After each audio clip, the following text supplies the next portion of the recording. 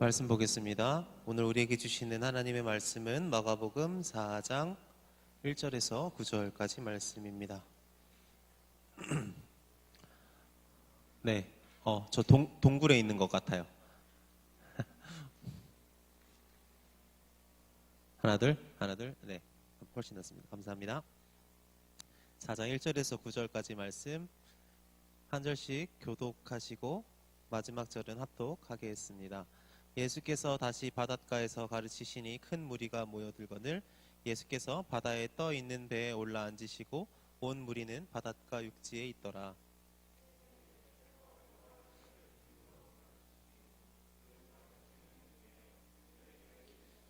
들으라, 씨를 뿌리는 자가 뿌리러 나가서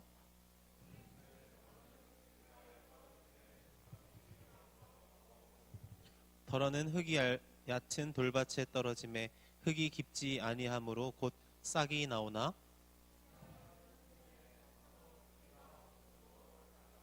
덜어는 가시떨기에 떨어짐에 가시가 자라 기운을 막음으로 결실하지 못하였고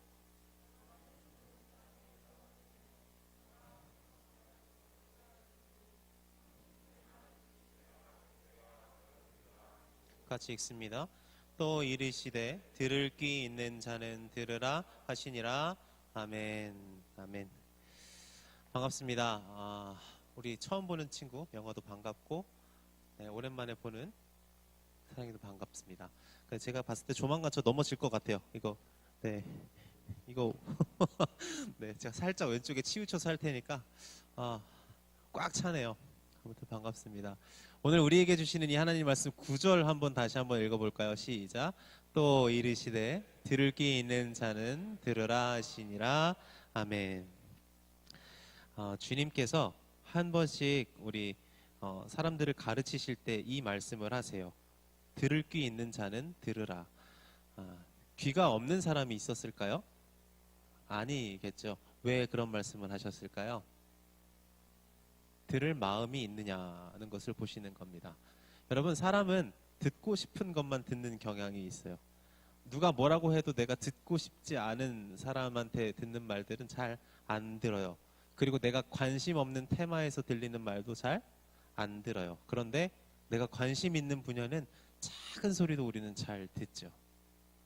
예수님께서는 가르치시기 전에 말씀하세요. 들을 귀가 있느냐? 그런 자들은 들을지어다. 바라기는 오늘 우리가 하나님 말씀에 귀를 기울일 때 들을 귀가 있었으면 좋겠습니다. 우리에게 귀가 있어서 하나님의 말씀이 여러분들 마음에 심기고 무럭무럭 자라나서 결실할 수 있는 삶들이 되시기를 간절히 축복합니다.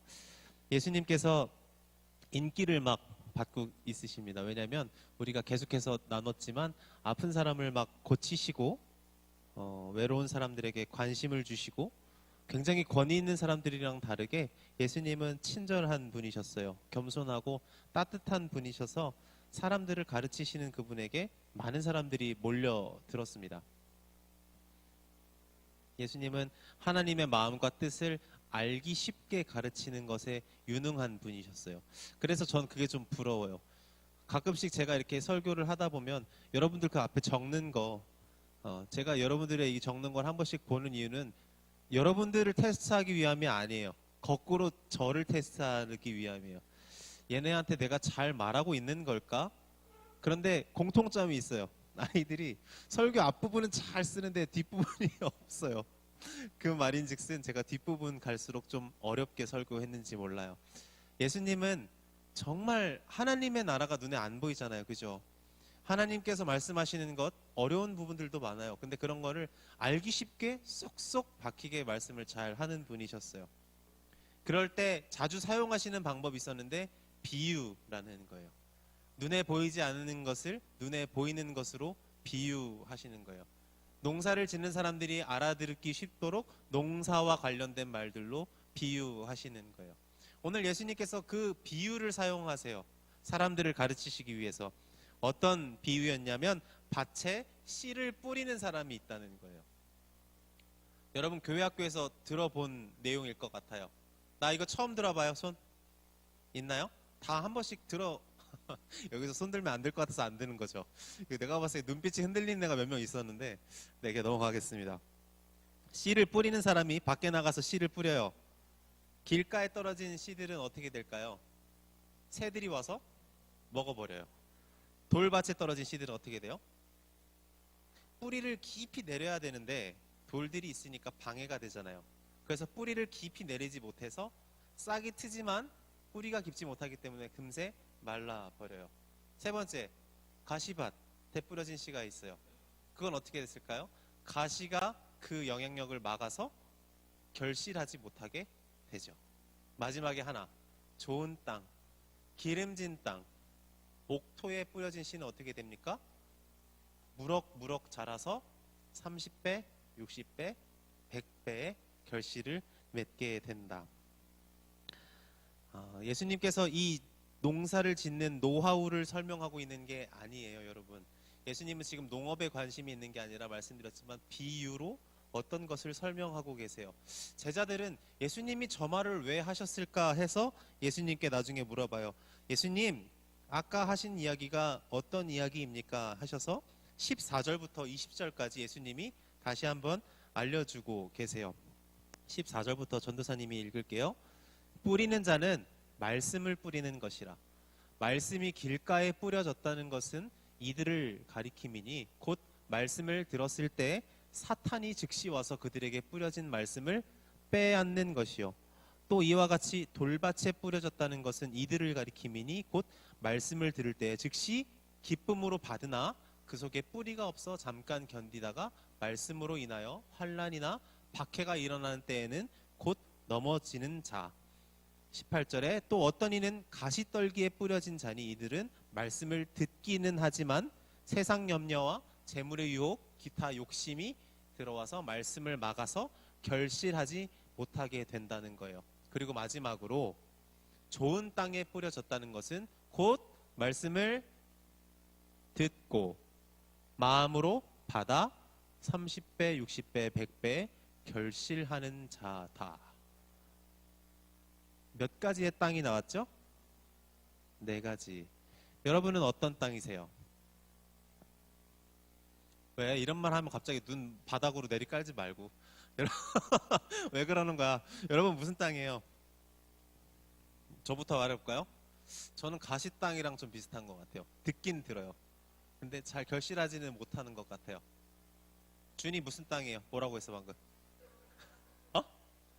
아무것도 아닌데 뭐 했는데 내가 들었어. 무슨 땅이라고 한 건데? 어? 수구리 당당이요? 이러면 진행이 안 돼요, 여러분. 예은이 무슨 땅이에요?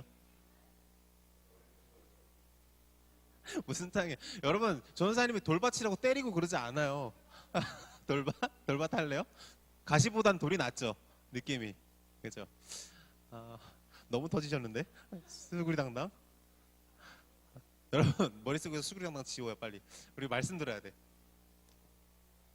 전사님은 가시밭길, 가시밭 땅이랑 비슷한 것 같은데, 고민이 생기고 유혹이나 욕심이 생기면 금세 그 말씀들을 잊어요. 주일에 귀한 말씀들을 다 듣고 까먹어 버리는 거예요. 저도 결실을 하고 싶어요. 하나님 말씀을 주일날 듣고 세상에 나가서 내 삶을 살아가면서 그 말씀대로 살면서 30배, 60배, 100배 결실하고 싶습니다. 근데 안 되는 거예요. 선생님들 그렇지 않습니까? 저만 그래요? 저만 나빠요? 저도 듣고 믿어서 그대로 살아서 하나님이 주시는 복을 받고 싶습니다. 그런데 제 삶에는 염려도 있고 욕심도 있고 걱정도 있는데 어떡하겠어요, 주님. 세상살이가 만만하지가 않아요. 변명하고 싶어요. 억울해요. 이 변명은 가시밭뿐만 아니라 돌밭인 사람도 있고 길가에 뿌려진 사람도 할 수 있는 변명이에요. 주님, 제 인생에 사탄이 와서 말씀을 빼앗아가는 일만 없었어도 저는 주님의 사람으로 살 수 있었을 거예요. 제 눈에 너무 화려하고 자극적인 게 많은데 주님의 말씀이 들어올 리가 있겠어요? 그것들만 없었어도 제가 하나님의 말씀을 들으면서 하나님께 예배하며 기쁨으로 살아갈 수 있었을 거예요. 사단이 은혜를 강탈해가지만 않았어도 저도 열매 맺는 인생이었을 거예요. 억울해요. 그리고 한 사람은 말하겠죠. 제게 환난이나 박해가 없었다면, 제 인생에 어려움만 없었다면, 제 인생에 시험만 없었으면 저도 열매 맺을 수 있었어요, 주님. 그런데 시험이 오는데 어떡해요? 억울합니다. 다 변명할 수 있죠. 그럴 수 있잖아요. 저는 충분히 설득력이 있다고 생각해요. 아, 주님, 그럴 수 있겠다 하실 것 같아요. 그런데 문제는 이 좋은 땅, 마지막 땅이에요. 그 사람을 생각해 볼까요? 예수님은 그를 이렇게 말씀하고 계세요. 20절에 좋은 땅에 뿌려졌다는 것은 곧 말씀을 듣고 받아 30배나 60배나 100배의 결실을 하는 자니라. 이 사람은 말씀을 듣고 받아요. 그리고 결실을 맺습니다. 그 사람의 삶을 생각해 볼까요? 그 사람의 인생에는 사탄이 없을까요? 그 사람의 인생은 박해가 없을까요? 고난이 없을까요? 그는 태생이 달라서 유혹도 느끼지 않는 사람일까요? 물욕도 없고 식욕도 없고 음란하지도 않고 그냥 태어나서부터 그냥 그 사람은 성자인 겁니까? 그 말이 아니에요. 그는 완전 무결한 세상에서 태어난 사람이 아니라 어떤 환경일지라도 하나님의 말씀을 들을 수 있는 사람인 거예요. 그 사람에게도 박해가 있어요. 그 사람에게도 환난이 있고 유혹이 있습니다. 그 사람 앞에서도 말씀을 빼앗아가는 사탄이 여전히 역사하고 있어요. 그럼에도 불구하고 그는 하나님의 말씀 앞에 서 있을 수 있는 사람이라는 거예요. 들을 귀가 있는 사람이라는 것입니다. 하나님의 말씀을 듣고 받을 수 있는 사람. 세상에서 분명히 그 사람도 끊임없이 넘어지고 실패합니다. 좌절해요. 그럼에도 불구하고 하나님 말씀 앞에 서 있는 사람인 거예요. 실패할지라도 실패한 만큼 성공하는 사람이고 넘어진 만큼 성장하는 사람. 어쩌면 주님께서 주목하시는 사람은 바로 그런 사람일 것입니다. 아까 우리가 잠깐 물어봤지만 선생님들에도 제가 아까 회의하면서 잠깐 물어봤어요. 선생님들 중에 자기가 좋은 땅이라고 생각하시는 분 한번 손 들어보라고. 나 좋은 땅 같아요. 손 한번 들어볼까요? 나 좋은 땅 같아요. 전도사님, 저는 하나님 말씀이 역사를 해서 제 인생 30배, 60배, 100배 열심히 막 나타나고 있어요. 손 한번 들어봅시다. 자신 있게 한번. 여러분, 자기가 좋은 땅이라고 말할 수 있는 사람이 얼마나 있을까요? 많지 않아요. 우리가 생각하기에 어떤 훌륭한 목사님, 성인 군자를 찾아가면 그 사람은 그런 손을 들 수 있을 것 같은데 그렇지만도 않습니다. 잠깐씩 저도 한 번씩은 와, 나 좋은 땅인 것 같아, 내 인생 결실하고 있는 것 같아 라고 느끼는 순간이 찾아올지라도 잠깐이에요. 그거를 영원히 누리는 사람은 없다는 거예요.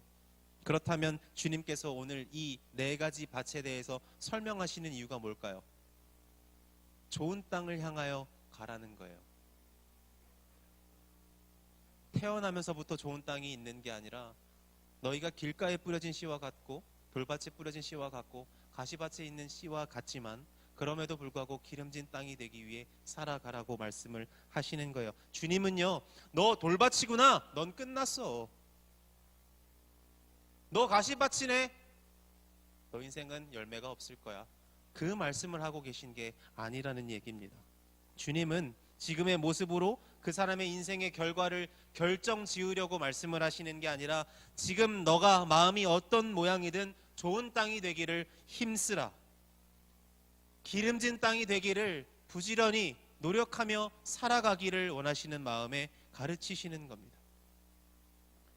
안타깝게도 저와 여러분이 사는 삶에서 좋은 땅인 순간보다 안 좋은 땅일 때가 훨씬 많아요. 전도사님이 간절히 바라는 것은 여러분들의 앞날이 좋은 땅이기만 해서 하나님의 말씀을 무럭무럭 받아서 성장하는 날이었으면 좋겠는데 제가 살아보니까 그렇지 않더라고요. 그렇지 않을 때가 훨씬 더 많아요. 하지만 오늘 이 말씀을 읽으면서 우리가 분명하게 한 가지 깨달을 수 있는 게 있어요. 뭐냐면 하나님의 말씀은 그 땅이 어떠한 땅이든지 간에 가리지 않고 임하신다는 거예요. 길에도 떨어져요. 돌밭에도 떨어져요. 가시밭에도 떨어져요. 좋은 땅에도 떨어져요. 하나님은 밭을 가리시지 않는 분이에요. 그렇다면 우리에게 희망이 있죠. 뭐예요? 우리의 밭만 꾸준히 가꾸어 간다면 언젠가 하나님의 말씀을 받아서 결실하게 되는 인생이 될 수 있다는 거예요. 하나님은 여러분이 길이라고 버리지 않으세요. 제가 돌밭이라고 버리지 않으시고 가시밭이라고 포기하는 분이 아니라는 거예요. 우리가 그 말씀을 향하여 그 말씀을 받기 위해 살아갈 마음만 있다면 언젠가 결실하는 인생이 된다는 것입니다. 우리의 조건과 상관없이 하나님께서는 하늘의 문을 여시고 말씀하실 수 있는 분이라는 거예요. 어쩌면 오늘 예수님께서 말씀하신 좋은 땅 같은 사람, 비옥한 땅과 같은 사람은 다른 말로 바꾼다면 이렇게 말할 수 있을 것 같아요. 밭을 가꿀 수 있는 사람인 거예요. 자기 마음을 가꿀 수 있는 사람. 그 사람이 좋은 땅이에요. 타고나서 좋은 땅인 게 아니에요. 그는 길에 있을 때도 있고 돌이 있을 때도 있고 가시가 있을 때 있지만 자기 마음밭을 꾸준히 가꿀 수 있는 사람인 거예요. 이재철 목사님이 쓰신 청년아 울더라도 뿌려야 한다라는 책에 이런 말이 있습니다. 한번 같이 읽어볼까요? 시작.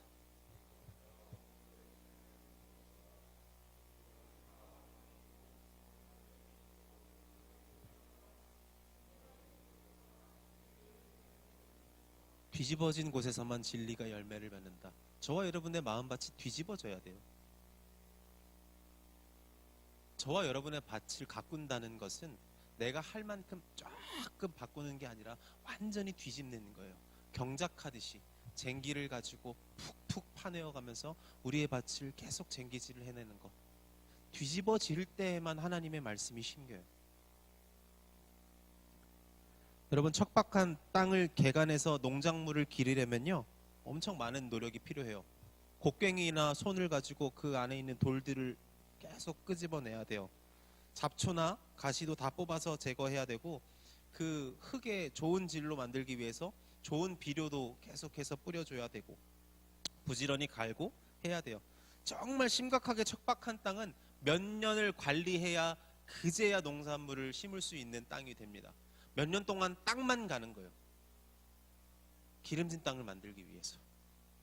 하지만 그 수도 없이 갈아엎고 뒤집은 땅, 정성을 쏟은 땅에는 반드시 결실이 맺힐 수밖에 없어요. 땅은 절대로 속이지 않는 거죠. 우리가 생각하는데, 저번 주에도 잠깐 나눴지만, 우리는 한 번씩 우리가 아무것도 하지 않아도 다른 열매가 맺힐 거라고 요행을 바라는 경우가 종종 있는데, 여러분, 농부가 땅을 방치하면 땅은 어떻게 될까요? 황폐해져요. 잘 생각해 보세요. 요즘 뉴스에 보면 그 지방 소도시의 사람들이 자꾸 빠져나가서 버려진 집들이 있고 버려진 땅들이 있잖아요. 그 영상들 한번 보세요. 어떻게 돼 있나. 사람이 살 수 있는 땅이 아니에요. 여러분, 사람이 자기 땅을 버리는 순간부터 땅은 굳어지고요, 잡초와 가시가 돋아나고요, 더 이상 아무것도 할 수 없는 땅이 되어버려요. 우리의 마음밭도 그래요. 우리의 마음밭도 그대로 내버려 두면, 메마르도록 내버려 두고 가시나 잡초가 나도록 내버려 두면 황폐해져서 그런 마음에는 하나님의 말씀이 아무리 뿌려져도 결실할 수 없는 땅이 된다는 거예요. 우리는 종종 말해요. 나는 이대로가 좋아. 나 이러다 살다 죽을 거야. 나는 진리가 없어도 충분히 잘 살아갈 수 있어. 난 도움 없어도 괜찮아. 하나님의 말씀 굳이 내 인생에 안 필요해. 내가 하나님 믿는다고 주중에 교회 한 번씩 나갔으니까 괜찮아. 자신의 마음을 뒤집을 생각이 조금도 없는 사람, 그 마음밭이 딱딱하게 굳어져서 어떤 것도 심길 수 없는 사람의 인생에는 하나님께서 말씀하실 수가 없어요.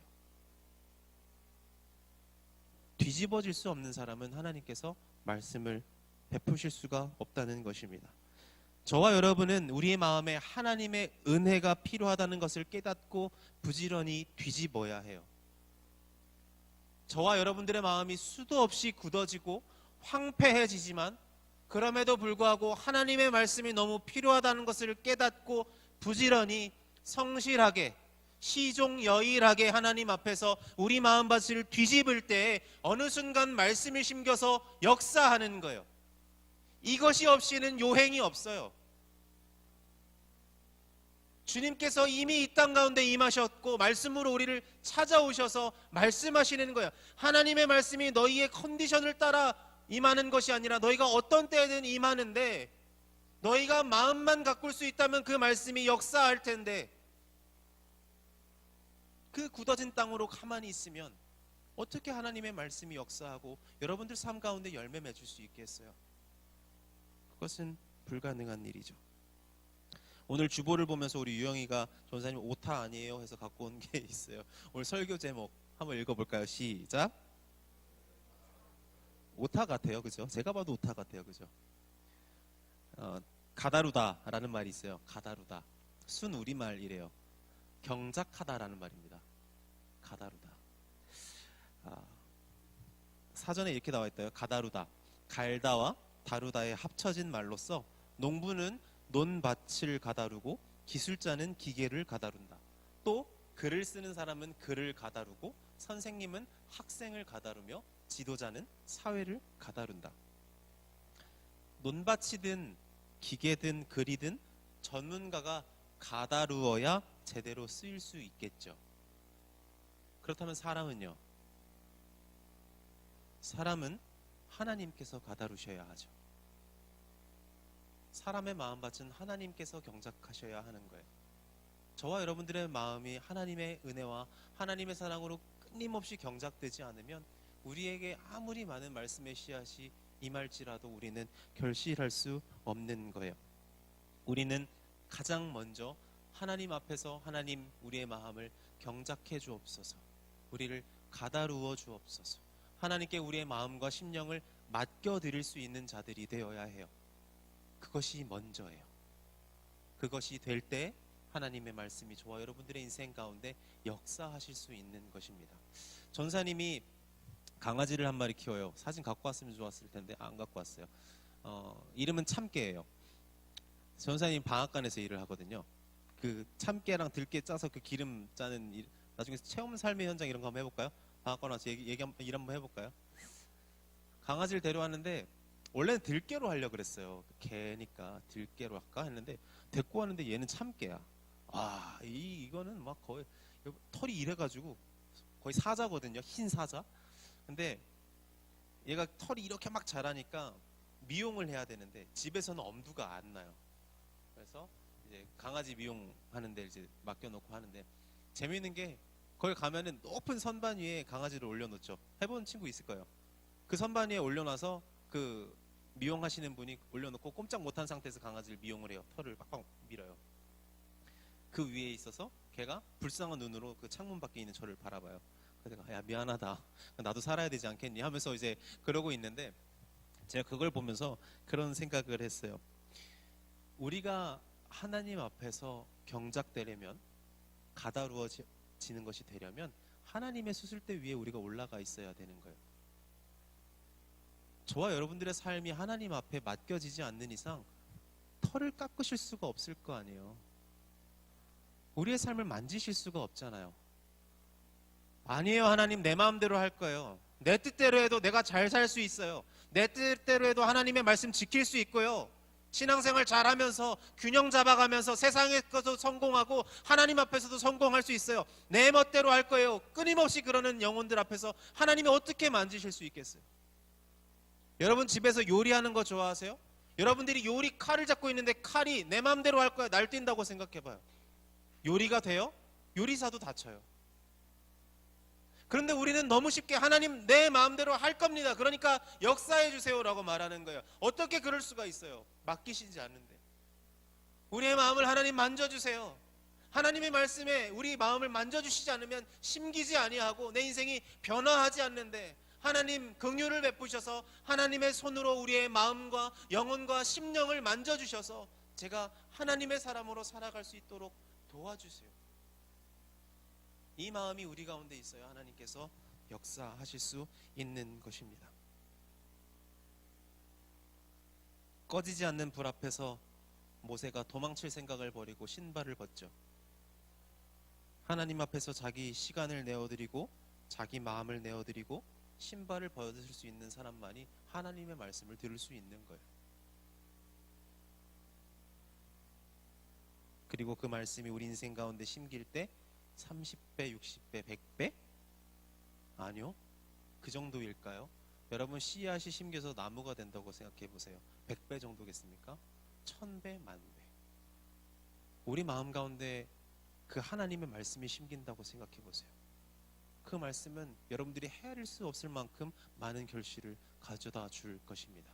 그래서 디모데후서 3장에 이렇게 말하고 있어요. 그러나 너는 배우고 확신한 일에 거하라.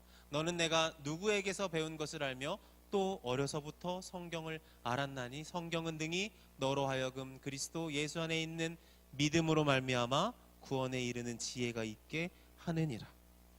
16절 뭐라고 합니까? 모든 성경은 하나님의 감동으로 된 것으로 교훈과 책망과 바르게 함과 의로 교육하기에 유익하니 이는 하나님의 사람으로 온전케 하며 모든 선한 일을 행할 능력을 갖추게 하려 함이라. 여러분, 말씀 안에 모든 능력이 다 심겨져 있는 거예요.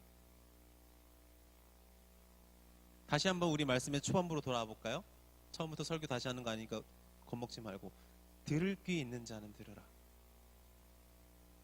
하나님의 말씀에 그 씨앗에 능력이 있다는 것을 믿는 사람들, 저와 여러분들 그런 사람들 아닙니까? 말씀이 육신이 되어 임하신 분이 예수님임을 우리가 믿죠. 하나님께서 이 땅을 말씀으로 창조하셨음을 우리가 믿습니다. 여러분들의 인생도 말씀이 임할 때 변화하는 거예요. 우리들의 인생이 언제 열매를 맺겠습니까? 말씀이 심길 때에만 가능해요.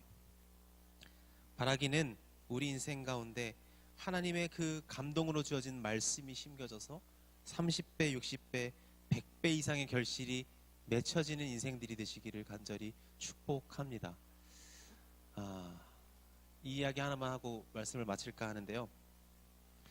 여러분, 말씀을 먹고 자란 나무에서 열매가 달립니다. 그 열매는 누구 겁니까? 나무가 열매 자기가 달았다고 자기가 가져요? 내가 매달았으니 내 거야. 안 놔줍니까? 열매는 주변 사람들의 것이에요. 열매는 하나님의 것이고 우리에게 주어진 이웃들의 것이에요. 전사님은 우리 인생이 하나님의 말씀으로 무럭무럭 자라나서 우리 주변의 이웃과 가족과 친구들이 내 인생 가운데 얻을 수 있는 것들이 있었으면 좋겠어요. 우리 인생이 하나님의 말씀으로 자라나서 나눌 수 있는 것이 있고 베풀 수 있는 것이 있는 인생이 되기를 간절히 소망합니다.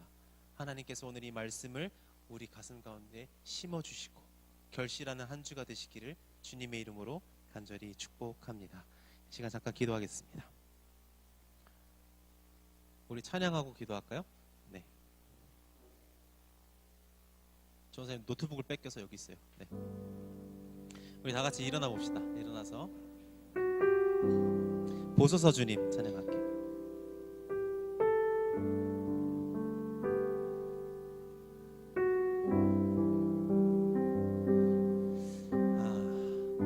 오늘 이 찬양하면서 주님, 우리 마음을 주님께서 친히 가다루어 주시기를 원합니다. 우리 심령을 주님께서 경작하셔서 주님의 음성이 들릴 수 있는 삶이 되게 하시고 주님의 말씀이 심겨서 결실하는 삶이 되기를 원합니다. 간절한 마음으로 찬양합니다.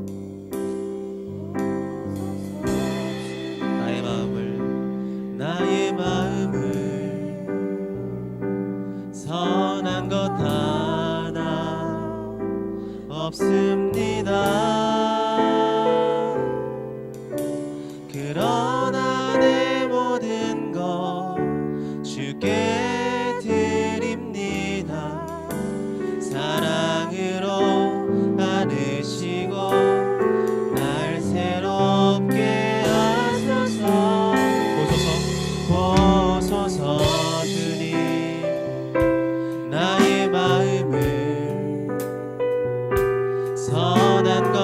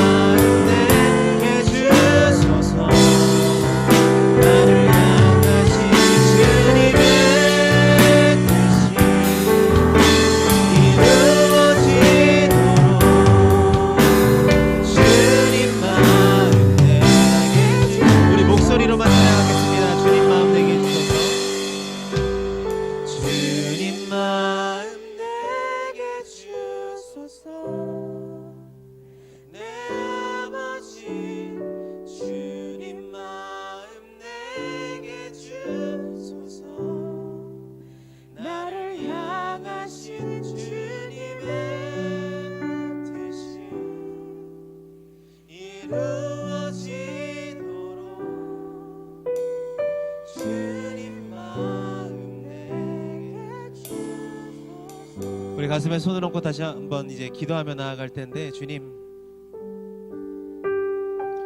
주님의 거친, 주님께서 주신 우리의 삶이 지금처럼 돌이 가득하고 가시가 가득하고 주님의 말씀이 들리지도 않는 길가에 있는 우리의 심령을 주님 불쌍히 여겨 주옵소서. 오늘 이 시간 우리의 마음을 온전히 주님께 맡겨드리오니 주님, 우리 마음을 경작하시고 가다루셔서 주님의 그 생명의 말씀이 우리 심령에 심겨서 그 말씀이 역사하고 결실을 맺는 복된 주님의 자녀된 삶을 살아갈 수 있도록 오늘 우리를 만져주옵소서. 이 시간 기도할 때 하나님, 우리의 모든 마음과 심령을 주님께 맡겨드립니다. 우리의 마음을 경작하시고 만져주시기를 원합니다. 우리의 모든 것을 주님께 맡겨드립니다. 우리 간절히 기도하며 나아가겠습니다.